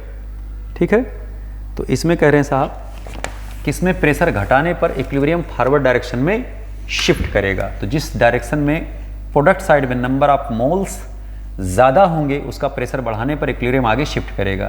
तो इधर देखना, नंबर ऑफ मोल्स 1 हैं और इधर नंबर ऑफ मोल्स 2 हैं। ये ठोस है इसलिए इसको कंसीडर नहीं किया जाएगा। तो अगर इसका प्रेशर बढ़ाओगे तो इक्विलिब्रियम उस तरफ शिफ्ट करेगा जिस तरफ नंबर ऑफ मोल्स ज़्यादा है। रिएक्शन कहाँ भाग रहा होगा? फॉरवर्ड। तो एक तो ये करेक्ट हो जाएगा। यानी हमें ढूंढना है कि किस में प्रोडक्ट साइड में नंबर ऑफ मोल्स ज़्यादा हैं। इसमें देखिए प्रोडक्ट साइड में नंबर ऑफ मोल्स कम है, 2 हैं। इसमें देखिए दोनों तरफ नंबर ऑफ मोल्स बराबर हैं। इधर देखिए प्रोडक्ट साइड में नंबर ऑफ मोल्स 3 है, इधर 2 हैं, तो ये भी निकल के आ जाएगा, यानी 1 और 4। तो इसमें आंसर कौन सा करेक्ट हो जाएगा? डी आंसर करेक्ट हो जाएगा। 30वें सवाल पर आ जाए भैया। 30वें क्वेश्चन पर कह रहे density of reaction mixture PCl5, PCl3 और Cl2 में जा रहे हैं at equilibrium is D, the molecular weight of PCl5 is 2D, then the degree of dissociation will be. पहले तो आप ये जान लें, जब डिसोसिएशन होता है तो डेंसिटी के टर्म में जब आप अल्फा लिखते हैं तो होता है initial density minus equilibrium density upon equilibrium density into n-1। ठीक है, यही अल्फा इक्वल टू हम इसको लिख रहे हैं यहाँ पर कैपिटल D, क्योंकि इनिशियल डेंसिटी को कैपिटल D मान रहे हैं और इक्विलिब्रियम की डेंसिटी को स्मॉल d मान रहे हैं, इसको स्मॉल d हो जाएगा। यहाँ पर n कितना है ज़रा चेक करिए, यहाँ पर n 2 है, तो हो जाएगा 2 - 1 के। अब जरा ध्यान दीजिएगा, हमें ये डेंसिटी तो दिया नहीं गया है, तो अगर डेंसिटी नहीं दिया गया है तो इनिशियल डेंसिटी यानी कैलकुलेटेड डेंसिटी को हम मॉलिक्यूलर वेट अपॉन 2 लिख सकते हैं। क्लियर बात? तो हो जाएगा molecular weight upon 2, vapour density लिख सकते हैं माइनस D अपॉन D हो जाएगा। मॉलिक्यूलर वेट कितना कह रहे हैं? 2D upon 2 minus D upon small d। 2 क्या हो जाएगा? कैंसिल, तो सीधे आ गया capital D minus small d upon small d। ये आंसर निकल करके आएगा। क्लियर? तो इसमें देखिए कोई आंसर मैच कर रहा है? यस, ये मैच कर रहा है। क्लियर बात? ये मैच कर रहा है, तो capital D minus small d upon small d, इसका अल्फा निकल करके आ रहा होगा, चेक कर लीजिएगा। 31 नंबर क्वेश्चन कह रहे हैं at certain temperature the equilibrium constant Kc is 16। ये रिएक्शन है SO2 NO2 SO3 और NO। ठीक है, कह रहे साहब इसका इक्विलिब्रियम कांस्टेंट है 16 if we take 1 mole each of the all 4 gases. 1 mole 1 mole 1 mole 1 mole, इसका इक्विलिब्रियम कांस्टेंट दे दिए हैं कितना? 16। अब क्या पूछ रहे हैं? कह रहे हैं साहब what would be the concentration of NO2 and NO, यानी हमें बताना है कंसंट्रेशन इसका और इसका इक्विलिब्रियम पर। तो जब टूटेगा तो होगा 1 + x 1 + x 1 - x 1 - x। जब आप इसका इक्विलिब्रियम कांस्टेंट निकालोगे तो चूंकि दोनों तरफ नंबर ऑफ मोल्स बराबर हैं तो वॉल्यूम का कोई मतलब नहीं है, वॉल्यूम कट ही जाएगा। तो जो मोल होगा उसी को हम कंसंट्रेशन मान रहे, तो 1 + x डॉट 1 + x, यानी प्रोडक्ट का अपॉन रिएक्टेंट का 1 - x 1 - x। ये है 16 = 1 + x अपॉन 1 - x का क्या हो जाएगा? होल स्क्वायर इधर आ जाएगा, तो हो जाएगा 4 = 1 + x अपॉन 1 - x। तो यहाँ पर ज़रा मल्टीप्लाई कर लीजिए, तो 4 - 4x = 1 + x, तो x = कितना हो जाएगा? 0.6। क्लियर? अगर x 0.6 निकल करके आया तो ज़रा बताइए NO का कंसंट्रेशन कितना होगा? 1 + x, तो ये हो जाएगा 1.6, और NO2 का कंसंट्रेशन कितना हो जाएगा? 1 - x = 1 - 0.6 = 0.4। तो एक आंसर आएगा 0.4 भैया, और एक आंसर आएगा 1.6। तो 0.4 और 1.6 मोल पर लीटर, क्योंकि वॉल्यूम क्या दिया है? 1 लीटर। कंसंट्रेशन निकल के आ गया। 32 नंबर सवाल देखें। 32 नंबर सवाल में क्या कह रहे हैं भैया? 32 नंबर तो इधर ही होना चाहिए ना, हाँ यही नीचे ही है। चलिए इसे कर लेते हैं, कोई दिक्कत नहीं है। The equilibrium constant Kp for the reaction A जा रहे हैं 2B में।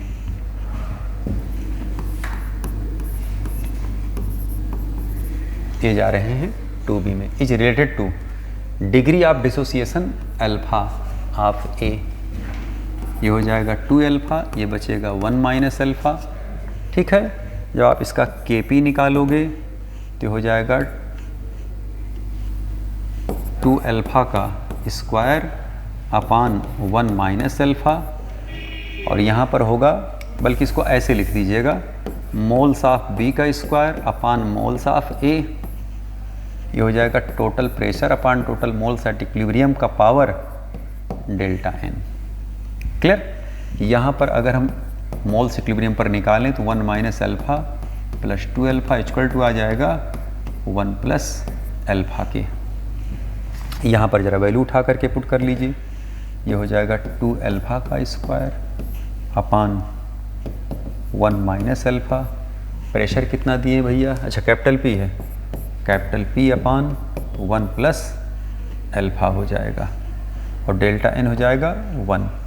तो यहीं पर के पी इक्वल टू हो जाएगा 4 alpha square into P 1 minus alpha into 1 plus alpha, का मतलब होगा 1 स्क्वायर माइनस अल्फा स्क्वायर, सीधे जाओगे 1 माइनस अल्फा स्क्वायर, तो यहाँ रख दे 1 माइनस अल्फा स्क्वायर। इसमें देखिए कोई मैच कर रहा है? यस, कौन सा? फर्स्ट, पहला मैच कर रहा है। ये 32 नंबर सवाल था। 33 नंबर सवाल पे आ जाइए भैया, 33rd नंबर क्वेश्चन। सवाल पढ़िए, कह रहे हैं 33 नंबर सवाल पे थोड़ा टिक लगा लीजिए, इंपॉर्टेंट सवाल है, अच्छा सवाल है। कह रहे हैं for the first order reaction A K1 जा रहा बी में और बी जा रहे हैं ए में। ठीक है, कह रहे हैं minus D upon D T equal to K1 into concentration A for forward reaction और minus D B upon D T K2 concentration B backward reaction. कह रहे half life period of the forward reaction is 10 minute.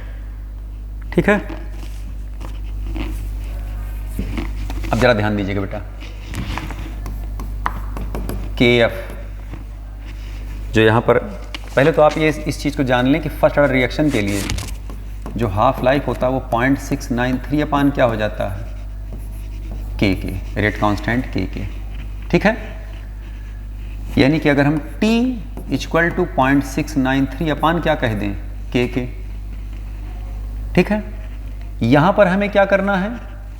अगर हम forward reaction का half life देखेंगे तो अपान backward reaction का कर दें तो हो जाएगा के बी अपान क्या हो जाएगा? के एफ के। हमें के बी अपान के एफ नहीं लेना, हमें के एफ अपान के बी लेना है। ठीक है, तो यहाँ पर अगर हम देखें, यहाँ जरा देखना, यहाँ दे रहे half life period for the forward reaction is 10 minute and that of backward reaction is 1 minute. ठीक है, तो बल्कि इसको आप ऐसे पलट लीजिए, इसको ऐसे कर लीजिए, के एफ अपान के बी इक्वल टू हो जाएगा टी बी अपान टी एफ के। स्पष्ट हुआ? हम के एफ अपान के बी क्यों कर रहे हैं? क्योंकि के एफ अपान के बी को ही हम कहते हैं इक्विलिब्रियम कांस्टेंट। तो टी बी बैकवर्ड रिएक्शन का कितना दे रहे हैं? इसका बैकवर्ड रिएक्शन का दे रहे हैं 1 मिनट, और फॉरवर्ड रिएक्शन का कितना दे रहे हैं? 10 मिनट। निकल कितना आ जाएगा? 0.1। और इस के एफ अपान के बी को हम क्या कहते हैं? Equilibrium constant. तो इक्विलिब्रियम कांस्टेंट कितना निकल के आ जाएगा? 0.1। स्पष्ट? क्योंकि हाफ लाइफ इन्वर्सली प्रोपोर्शनल किसके होता है? रेट कांस्टेंट के। तो वहीं से तो हम निकाल दिए ना, ये देखना, फॉरवर्ड रिएक्शन का half life upon backward reaction का half life equal to backward reaction का कांस्टेंट अपान फॉरवर्ड रिएक्शन का कांस्टेंट। ये रिलेशन बड़ा प्यारा रिलेशन है, इंपॉर्टेंट लगा लीजिए यहाँ पे सवाल, यहाँ पे आप अटक सकते हैं। हो सकता है बहुत लोग फंसे भी हों इस क्वेश्चन में, जानबूझ करके ये क्वेश्चंस दिए गए थे बेटा, इसमें पहला आंसर करेक्ट हो जाएगा। अगले क्वेश्चन पे आ जाए भाई, 34th पर। कह रहे डिकम्पोजिशन ऑफ N2O4। ये देखें जरा भैया,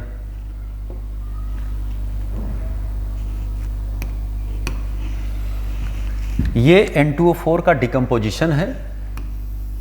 ठीक है, और डिकम्पोज होकर के ये ट्वाइस ऑफ NO2 में कन्वर्ट हो रहे हैं। कह रहे capital D is the vapour density at initial stage and D is the vapour density equilibrium. V get following graph in the degree of dissociation alpha is plotted against capital D upon small D. अब देखना जरा, ये यहाँ पर आकर के touch कर रहा है ना बेटा, ठीक है। तो देखिए जैसे जैसे अल्फा नीचे आता जाएगा, अल्फा नीचे आता जाएगा, तो इस पॉइंट पर अल्फा की वैल्यू क्या हो जाएगी, सीधे 0। ये तो कन्फर्म है। अब अगर आप फार्मूला लगाएं कि अल्फा इक्वल टू क्या होता है, capital D minus small D upon small D into n minus 1 के डेंसिटी और अल्फा का रिलेशन। अब जरा यहाँ देखना भैया, मोल्स प्रोडक्ट के कितने हैं, 2, तो ये सीधे हो जाएगा, अल्फा की जगह पे हो जाएगा 0। क्यों, at point A alpha equal to क्या हो जाएगा, 0। इस ए पॉइंट पर अल्फा 0 होगा, आपके सामने देखिए वो सीधे सीधे एक्सिस पर आ गया। तो 0 इक्वल टू जाएगा capital D minus small D into 2 minus 1 के, तो सीधे हो जाएगा 0 equal to capital D minus small D upon small D. सीधे हुआ, सीधे हो जाएगा ये capital D upon small D minus 1 के इक्वल टू 0 के, तो capital D upon small D equal to किसके हो जाएगा, 1 के। तो इसमें आंसर कौन सा करेक्ट हो जाएगा, सी करेक्ट हो जाएगा। प्यारा सवाल एकदम, बिल्कुल देखिए आप आँख के सामने आपके सवाल चल रहा है। 35 नंबर सवाल देखें, 35 नंबर क्वेश्चन। 35 नंबर में क्या कह रहे हैं बेटा, कह रहे हैं the rate of forward reaction is 2 times that of reverse reaction at A given temperature and identical concentration के इक्विलिब्रियम कांस्टेंट विल बी। तो इक्विलिब्रियम कांस्टेंट इक्वल टू होता है rate constant of forward reaction upon rate constant of backward reaction, ठीक है।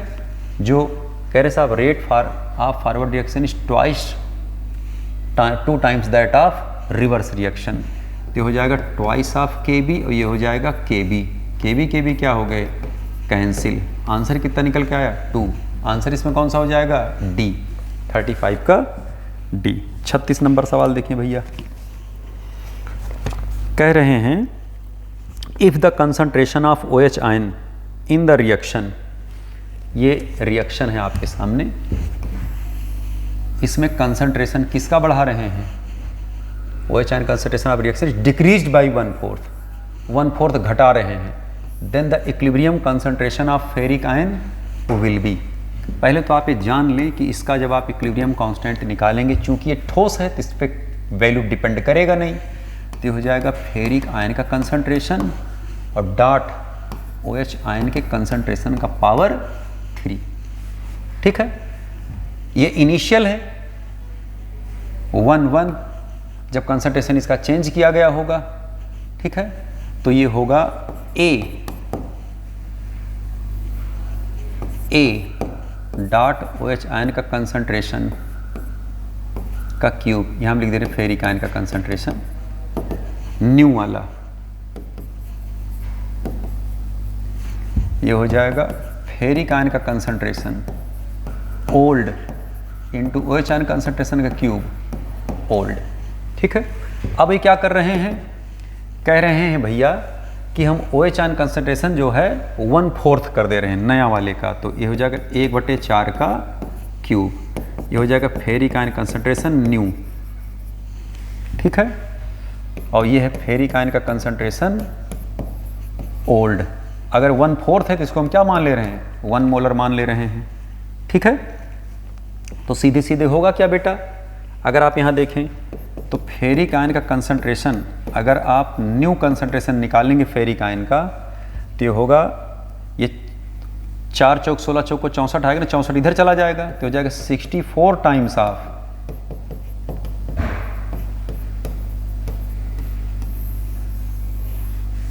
यानी जो old concentration होगा उसका 64 गुना न्यू फेरिक आयन का कंसंट्रेशन निकल करके आएगा। हम ऐसा क्यों किए, क्योंकि कांस्टेंट हमेशा कांस्टेंट रहेगा। अगर आप किसी का कंसंट्रेशन घटाओगे तो दूसरा का कंसंट्रेशन बढ़ जाएगा, यानी कि दोनों का प्रोडक्ट हमेशा कांस्टेंट रहेगा। तो चेंज करने से पहले और चेंज करने के बाद दोनों के कंसंट्रेशन का जो प्रोडक्ट रहेगा वो हमेशा बराबर रहेगा बेटा, स्पष्ट। उसी का हम लोग लाभ उठा रहे हैं। आंसर इसमें क्या होगा, डी करेक्ट हो जाएगा। मतलब अगर इसको आप 1/4 कर देंगे तो इसकी कंसंट्रेशन कितना हो जाएगा, 64 गुना हो जाएगा, क्योंकि 1/4 करने पर 164 हो गया ना, 64 क्या हो जाएगा, कैंसिल, फिर कांस्टेंट वही वैल्यू बनी रहेगी। 37 नंबर क्वेश्चन देखें। 37 नंबर में क्या कह रहे हैं भैया, ये सवाल आपके नीट का ही पूछा हुआ क्वेश्चन है, PYQ से ही क्वेश्चन उठाया गया है। सवाल भले बड़ा है लेकिन सवाल बड़ा एक्चुअल में है नहीं।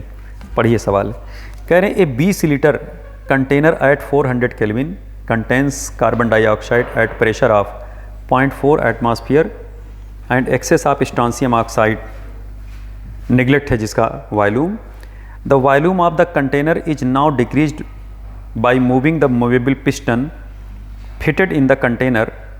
The maximum volume of container when pressure of carbon dioxide attains its maximum value। अब जरा यहाँ देखना पिक्चर क्या है, यहाँ पर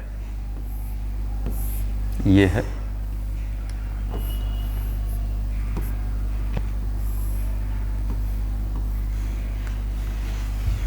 रिएक्शन, ये हमारा दिया गया है, स्ट्रॉन्सियम कार्बोनेट है, ये टूट रहे होंगे भैया स्ट्रॉन्सियम ऑक्साइड में, और किस में जा रहा होगा, कार्बन डाइऑक्साइड में। इस समय प्रेशर कितना था, 0.4 एटमॉस्फेयर, और वॉल्यूम कितना था, 20 लीटर।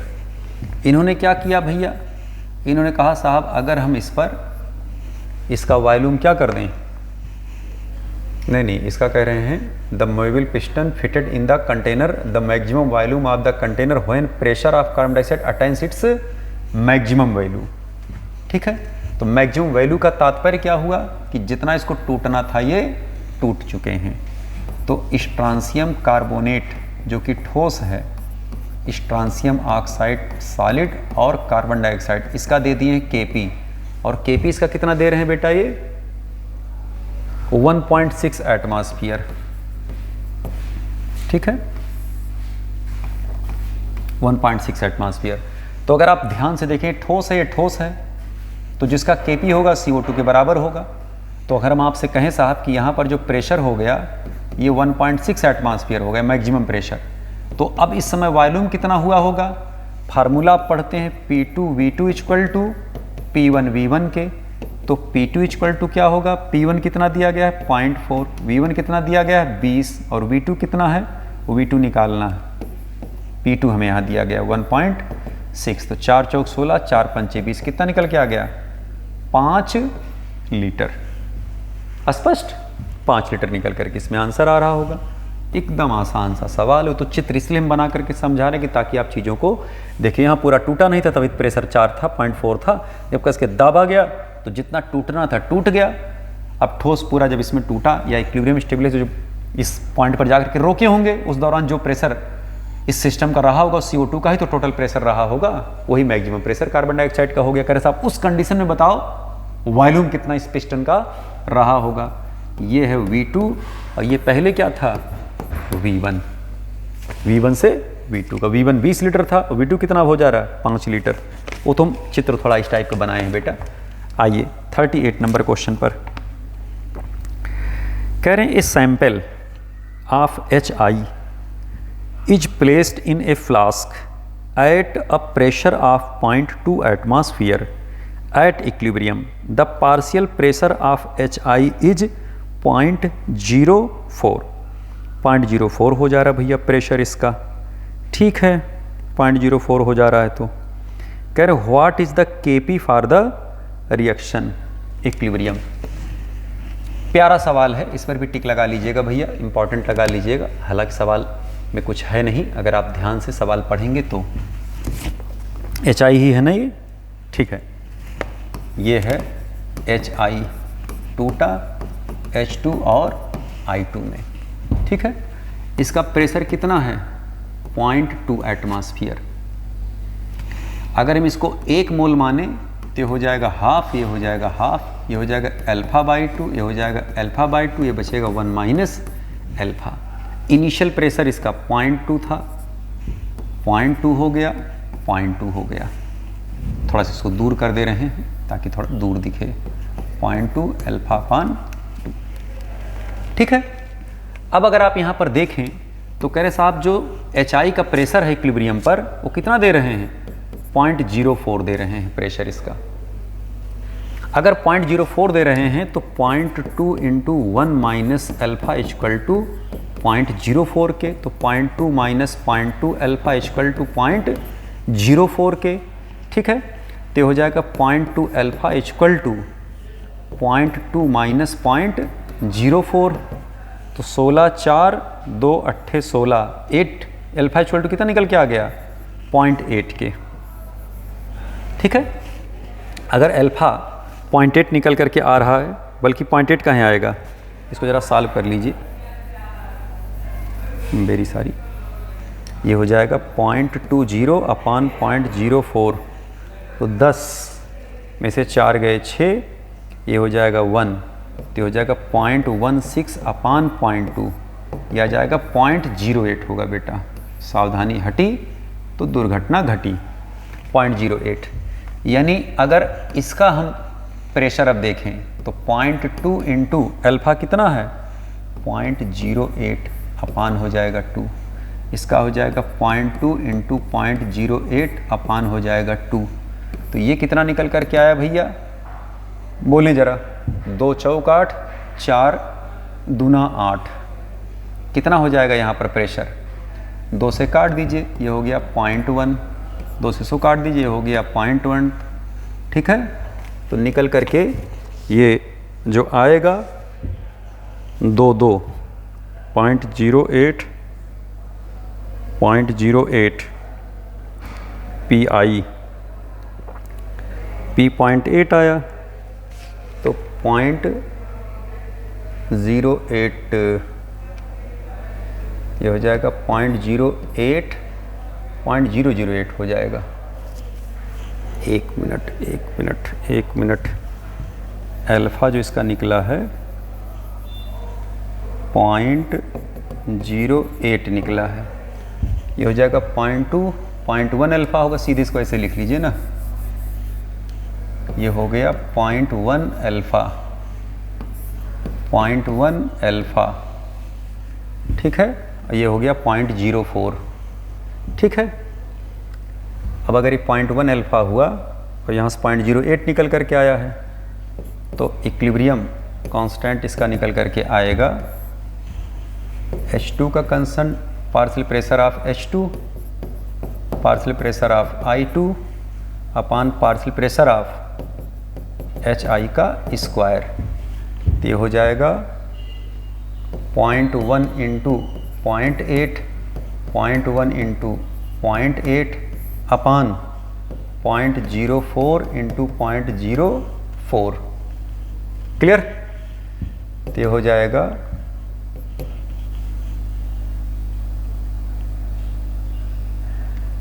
0.08 इंटू 0.08 अपान 0.04 इंटू 0.04, ठीक है। 4 दूना 8, 4 दूना 8 निकल करके 4.0 आएगा। स्पष्ट। हम इसको 0.2 को 1 से डिवाइड कर दिए, 0.1 अल्फा 0.1 अल्फा, तो 0.1 into alpha 0.1 into alpha, alpha हम लोग यहाँ से निकाले हैं। 1 मिनट, 0.8 आना चाहिए, ये 0.8 आएगा बेटा। भाई आप इसको ऐसे निकालो, 16 अपान 2 यहाँ हो जाएगा 100, यहाँ हो जाएगा 10, ये यहाँ से कटा, ये हो जाएगा 0.8। हम लोग यहीं गलत निकाले बैठे हैं ना बेटा, गलत यहीं निकाले हैं। 0.8 हुआ, अब यहाँ 0.8 की वैल्यू रखी जाएगी, ये देखो यही वैल्यू ले आकर के यहाँ रख दो, यही वैल्यू ले आकर के यहाँ रख दो, क्लियर। ये आ जाएगा 4.0। आई 39 नंबर सवाल पे आ जाए जरा, इसमें देख लीजिए, चेक कर लीजिए कहीं कोई दिक्कत नहीं है। कैलकुलेशन में अगर मिस्टेक है तो भी सवाल गड़बड़ होता है, अगर कैलकुलेशन आपका सही है तो कैलकुलेशन में आंसर बिल्कुल एकदम सही निकल करके आएगा। प्रोसेस हमारा बिल्कुल करेक्ट है बेटा, स्पष्ट। इसको α/2 कर दें। अगला क्वेश्चन देखें, 39 नंबर। कह रहे calculate partial pressure of B at equilibrium in the following equilibrium reaction. हमको क्या बताना? पार्शियल प्रेशर ऑफ बी बताना है, बी का पार्शियल प्रेशर बताना है। ये ए हमारा सॉलिड है, टूट रहा है, बी ये भी गैस है, सी ये भी गैस है। ठीक है, के पी इक्वल टू होगा partial pressure of B partial pressure of C. चूंकि partial pressure of B equal to होगा पार्शियल प्रेशर सी के, because both have same number of moles. चूंकि दोनों के मोल सेम है तो दोनों का मोल फ्रैक्शन भी सेम होगा, दोनों के पार्शियल प्रेशर भी सेम होंगे। तो अगर P B equal to P C तो हम इक्वल टू किसके मान ले रहे हैं, पी के, तो हो जाएगा पी स्क्वायर और के पी के जगह पे कितना हो जाएगा 64, तो पी हो जाएगा 8 atmosphere. So pressure of B equal to pressure of C equal to 8 atmosphere. तो आंसर इसमें कौन सा आ जाएगा भैया, पहला। 40 नंबर सवाल देखें भैया, फटाफट फटाफट। 40 नंबर सवाल देखें, कह रहे इन द रिवर्जिबल रिएक्शन, ये रिवर्जिबल रिएक्शन है आपका, NO2 N2O4 ये रिएक्शन है भैया, गलत बना हुआ है। ठीक है, यह ट्वाइस ऑफ NO2 ये जा रहे हैं N2O4 में। कह rate of disappearance of NO2 is equal to, देखा जाए इधर, अगर आप इसका रेट निकालो तो हो जाएगा 1/2 rate of NO2 equal to rate of N2O4। चूंकि ये रिवर्जिबल रिएक्शन है तो रिवर्जिबल रिएक्शन का जब आप रेट निकालते हो तो rate of forward reaction minus rate of backward reaction.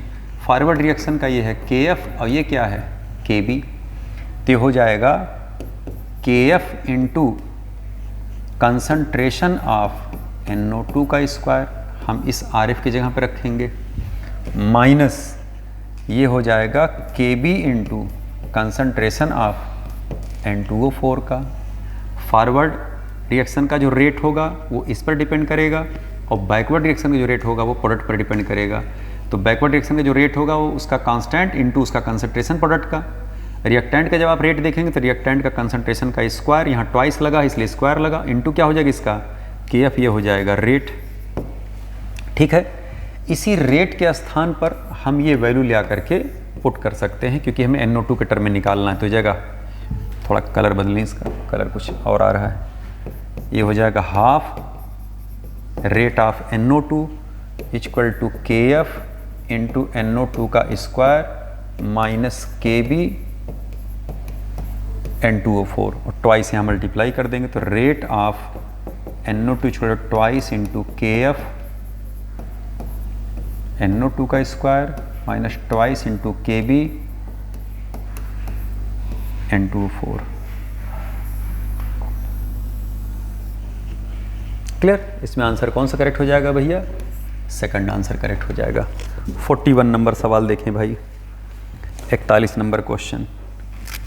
41 number question में क्या करें, PCl5 ये है PCl3 प्लस Cl2 में जा रहे हैं। ठीक है, करें initial concentration of each the reactant and product is 1 molar. तो ये है PCl5, ये जा रहा है PCl3 में, Cl2 में, इसका हम KQ निकालते हैं तो हो जाएगा 1 का कंसंट्रेशन अपान 1 का कंसंट्रेशन। ठीक है, और इसका वॉल्यूम कितना दे रहे हैं बेटा, अच्छा 1 मोलर कंसंट्रेशन ही दिए हैं, तो सीधे इसको ऐसे आप लिख लीजिएगा, PCl3 का कंसंट्रेशन, Cl2 का कंसंट्रेशन अपान PCl5 का कंसंट्रेशन, तो हो जाएगा 1 इंटू 1 अपान 1, निकल कितना आ गया 1। ठीक है, तो KQ की वैल्यू है 1 और इक्विलिब्रियम कांस्टेंट की वैल्यू है 0.41। तो इसका मतलब कि Q is greater than equilibrium constant, so reaction proceed किधर जाएगा, बैकवर्ड डायरेक्शन जाएगा। तो अगर बैकवर्ड डायरेक्शन में जा रहा होगा तो पीछे भाग रहा होगा, यानी मोर PCl5 विल फॉर्म, ज़्यादा से ज़्यादा PCl5 बन रहे होंगे। 42 नंबर सवाल पे आ जाएं भैया।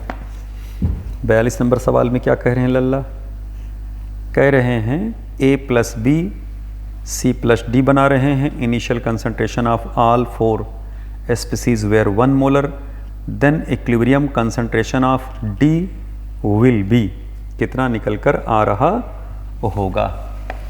ये है A प्लस बी, ये हो गया C प्लस डी। ठीक है, इसका इक्विलिब्रियम कांस्टेंट दे दिए हैं 100। ठीक है, initial concentration of all 4 species 1 molar, एक मोलर ले लिए। सवाल भी इस टाइप का आप जस्ट किए हैं। जब इक्विलिब्रियम स्टेबलिश होगा तो इसके x मोल बन जाएंगे, इसके भी x मोल बन जाएंगे, इसका x मोल घट जाएगा, इसका भी x मोल घट जाएगा।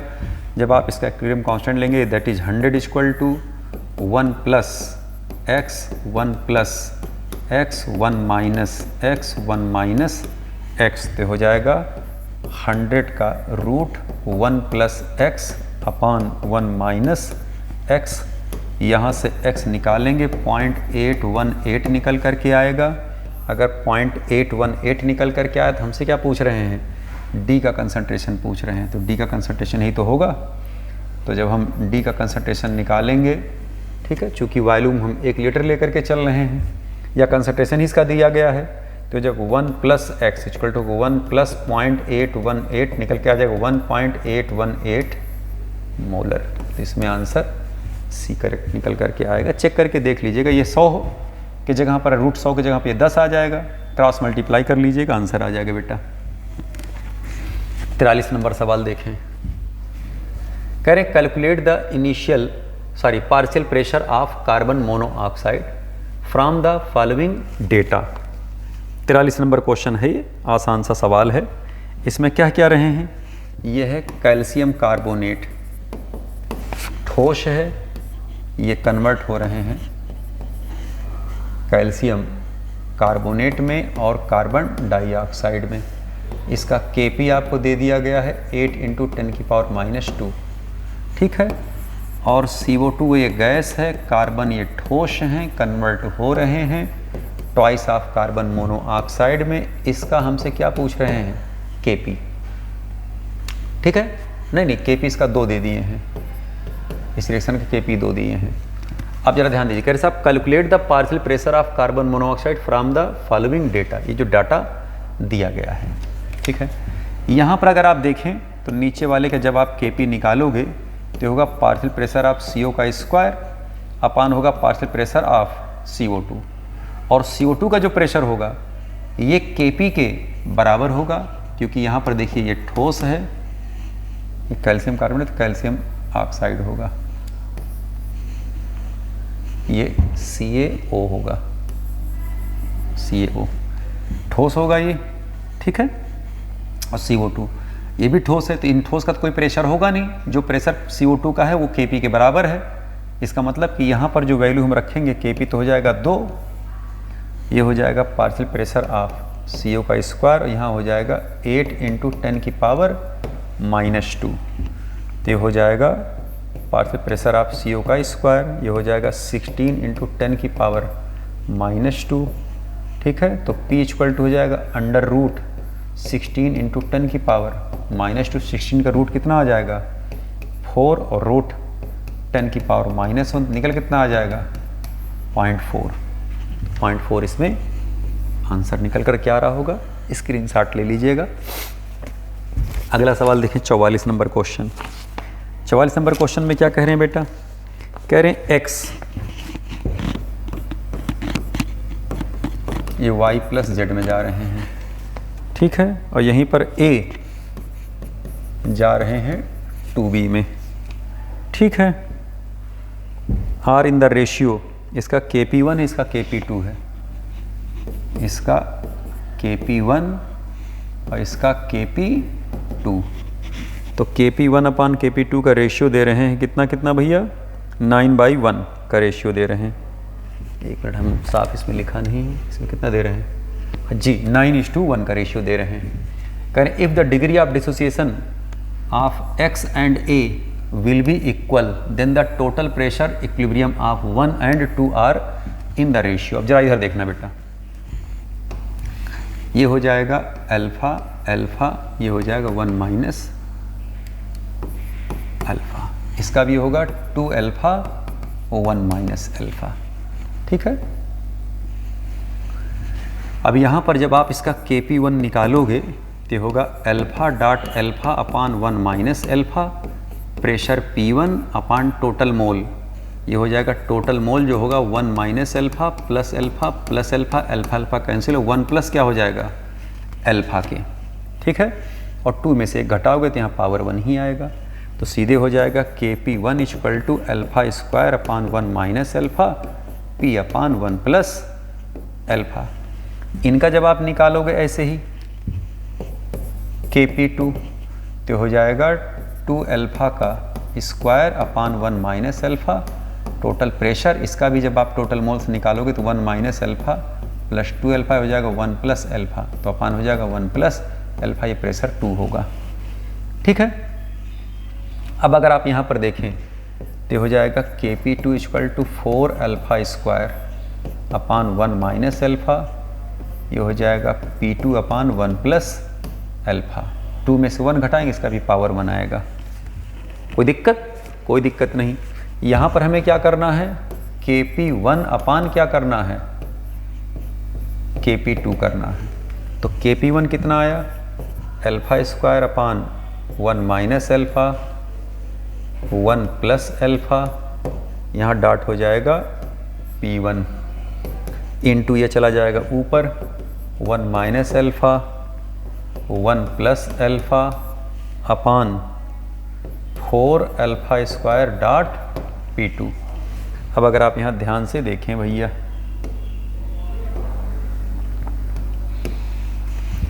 यहाँ देखना 1 minus alpha 1 plus alpha 1 minus alpha 1 plus alpha. ठीक है, अल्फा स्क्वायर, ये क्या हो गया, कैंसिल। ठीक है, अब यहाँ जरा देखना Kp1 अपान Kp2 क्या हो जाएगा, 9 अपान 1 equal to P1 upon 4 P2, तो P1 upon P2 equal to क्या हो जाएगा 36 अपान 1। ये आ रहा होगा आंसर। चेक कर लीजिएगा भैया। अगला सवाल 45 number, for the reaction CO plus Cl2 COCl2, तो CO plus Cl2 COCl2 Kp equal to होता है Kc RT का पावर 1 में से 2 घटाओगे कितना आ जाएगा -1, तो हो जाएगा Kp upon Kc equal to 1 upon क्या हो जाएगा RT। इसमें पहला आंसर क्या हो जाएगा, करेक्ट। क्लियर? 45 के 45 क्वेश्चन का सलूशन आपको मिला। इसमें कुछ क्वेश्चंस थोड़े से टेक्निकल थे, अदरवाइज सारे सवाल बेटा बिल्कुल ही इजी थे। आप अगले टेस्ट की तैयारी करिए, इसमें जो गलतियां हुई हों उनको ध्यान से आप कोशिश करें दिमाग में रखने की, ताकि वो गलती अगली बार हम रिपीट ना करें बेटा। Okay, thank you.